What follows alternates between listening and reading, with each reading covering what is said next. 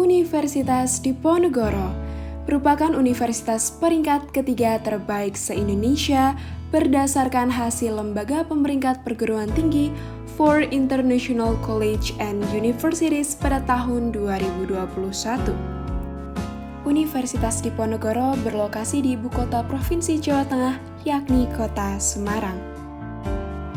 Pada tahun ini, Universitas Diponegoro kembali melakukan kuliah kerja nyata periode 2. Tema tahun ini adalah sinergi perguruan tinggi dengan masyarakat di masa pandemi COVID-19 berbasis pada tujuan pembangunan berkelanjutan atau SDGs melalui kegiatan KKN. Pada umumnya, kegiatan ataupun lokasi KKN harus ditentukan sebelumnya oleh LPPM. Namun kini, mahasiswa dapat menentukan lokasi pelaksanaan KKN-nya berdasarkan domisilinya masing-masing.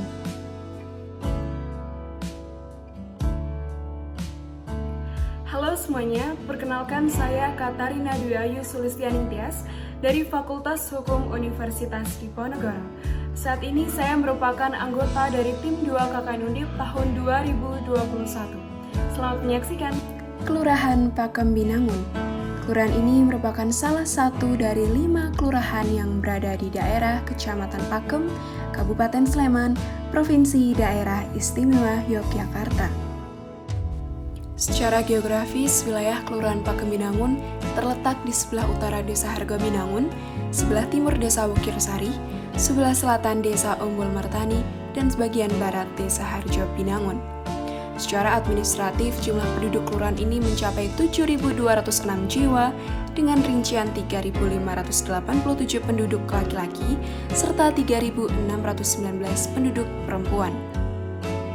Kelurahan ini memiliki topografi dataran tinggi kurang lebih 393 hektar area meter persegi serta luas wilayah kurang lebih 417,6 hektar area yang terdiri dari 10 padukuhan.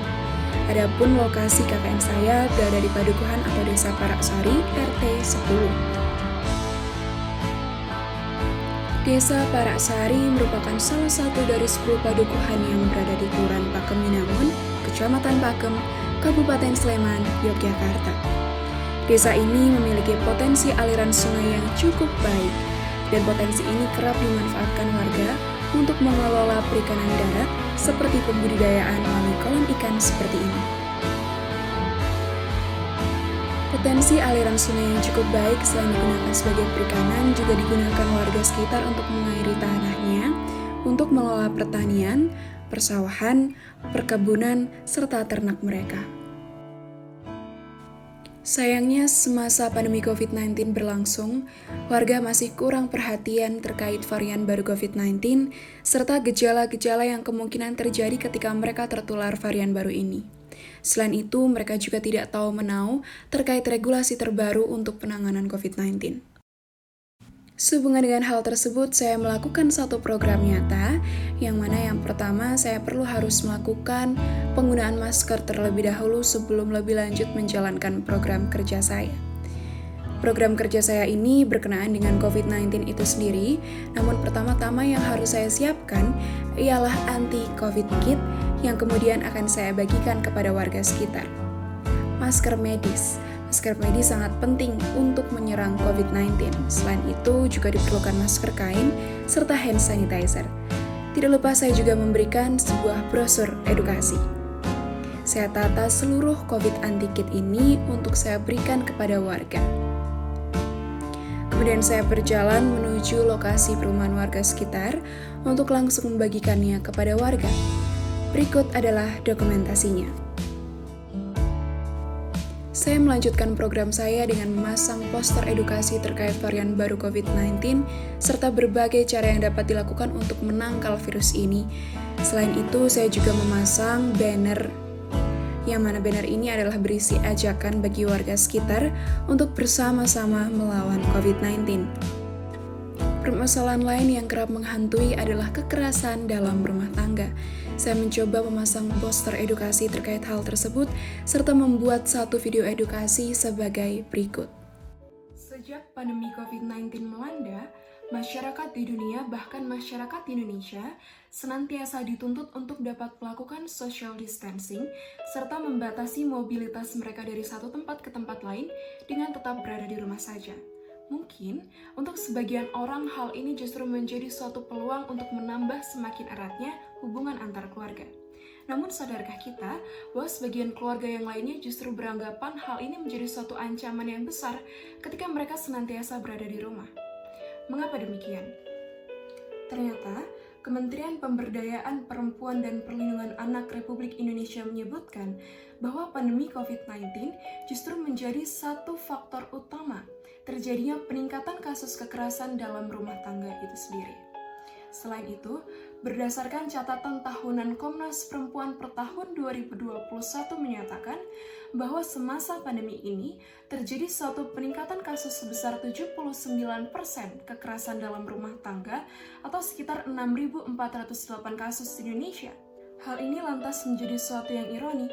Mengutip konsideran Undang-Undang Nomor 23 Tahun 2004 tentang kekerasan dalam rumah tangga, ternyata mengkategorikan KDRT ini sebagai pelanggaran atas hak asasi manusia serta kejahatan terhadap kemanusiaan yang perlu untuk segera diberantas. Selain itu, setiap warga negara Indonesia sejatinya memiliki hak yang sama untuk mendapatkan rasa perlindungan dan bebas dari bentuk segala kekerasan, termasuk KDRT itu sendiri. Lantas, pertanyaan selanjutnya, apa yang harus kita lakukan ketika diri kita, kerabat, atau bahkan teman dekat kita mengalami kekerasan dalam rumah tangga itu sendiri? Hal yang pertama harus dilakukan ialah menghubungi instansi ataupun lembaga terkait yang dapat memberikan si korban perlindungan. Berikut adalah kontak dari beberapa instansi serta lembaga terkait yang dapat rekan-rekan ambil gambarnya dan hubungi ketika permasalahan tersebut terjadi.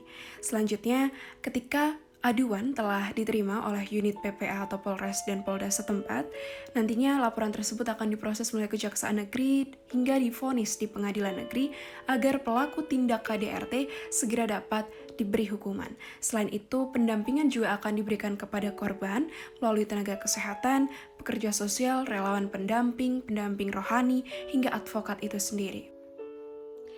Demikianlah rekan-rekan, sedikit informasi yang dapat saya bagikan terkait penanggulangan kekerasan dalam rumah tangga. Saya berharap sedikit informasi ini dapat membantu kita bersama untuk menanggulangi permasalahan serupa di masa pandemi atau masa-masa yang akan datang. Sekian yang dapat saya sampaikan. Saya Katerina Dwi Ayu selaku anggota dari tim 2 KKN Universitas Diponegoro tahun 2021 pamit undur diri. Terima kasih.